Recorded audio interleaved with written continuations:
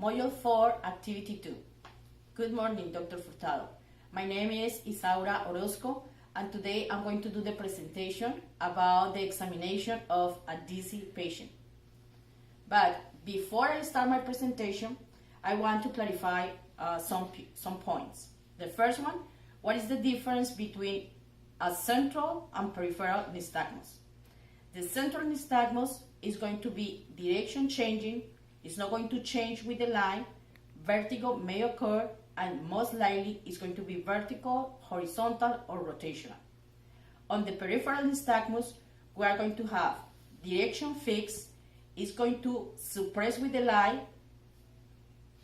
it could be horizontal and rotational, and vertigo is going to be present. The second point that I want to clarify is that in a regular examination, after I complete the eye exam, I will assess the patient for the cervical range of motion, for the LR ligament, and for the LR ligament and for the vertebral artery. And this is my patient, Reina.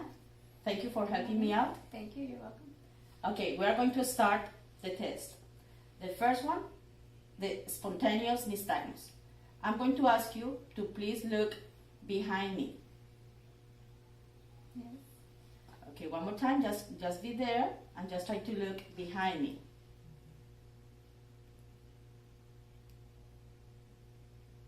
Okay, thank you.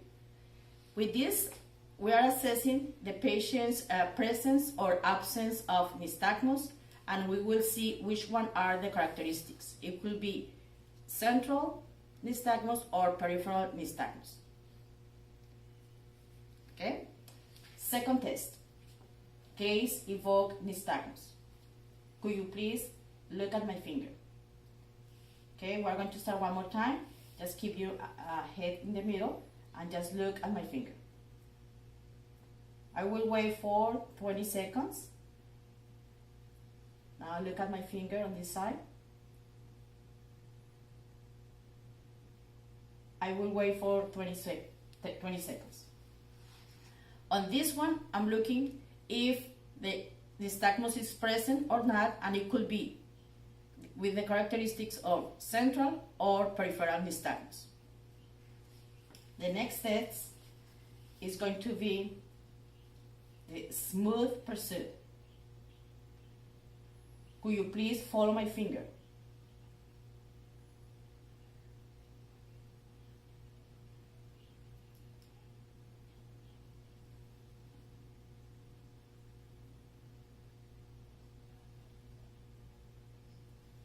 On this test, I'm assessing the patient's ability to follow a target.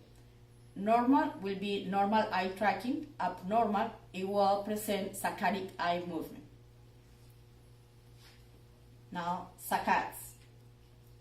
Please look between my finger and my pen, back and forward.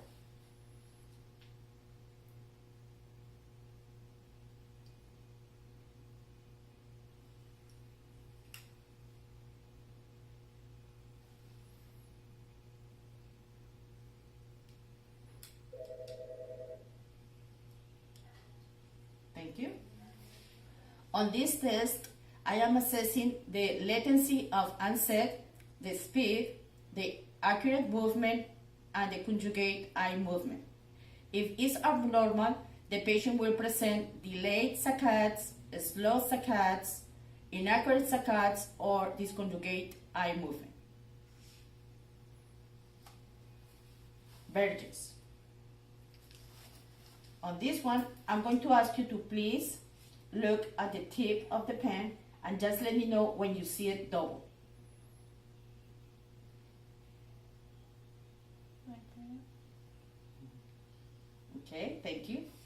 On this one, we are assessing the patient's ability to coordinate the movement inwards and outwards. The normal point of convergence is 5 centimeters. The recovery point of convergence is around 7 centimeters. Head thrust test. Just go ahead and relax. Try to keep your eyes open. And I'm going to do some head oscillations.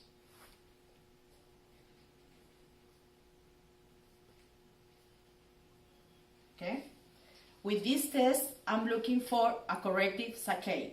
If it's present, it will mean that it's a peripheral hyperfunction on the side that I'm doing the rotation. The next test. This test is called the head shaking nystagmus. Just go ahead and relax. I'm going to do some head oscillations and everything is going to be just fine. Okay?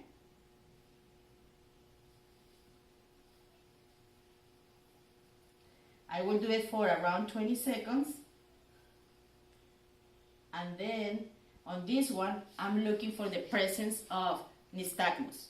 It will be also with the characteristics of central or peripheral.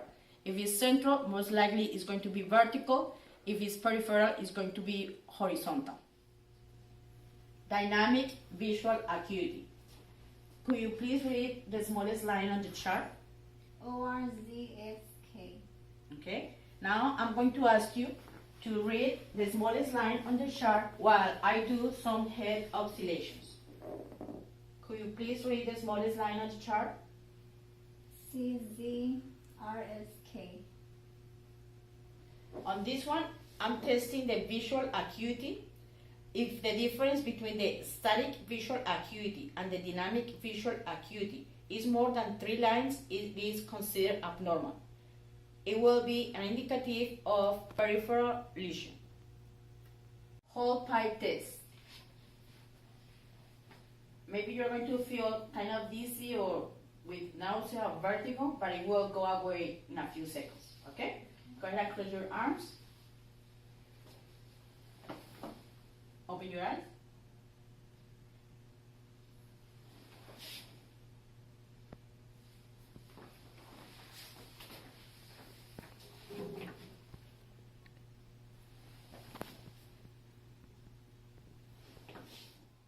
With the whole pipe test, I'm assessing the semicircular canal anterior or posterior. Go ahead and relax.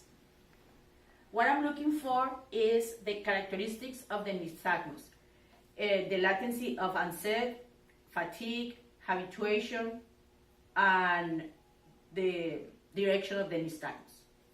If it's a typical nystagmus in a canalithiasis, it will last less than 1 minute. And if it's a cupulolithiasis, it will last more than 1 minute. How do I know which side is involved?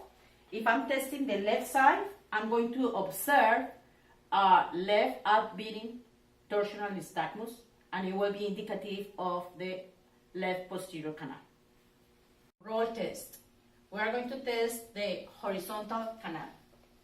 You are going to feel maybe some vertigo or dizziness. Just relax and it will go away in a few seconds. Look at me, and I will wait for 30 seconds.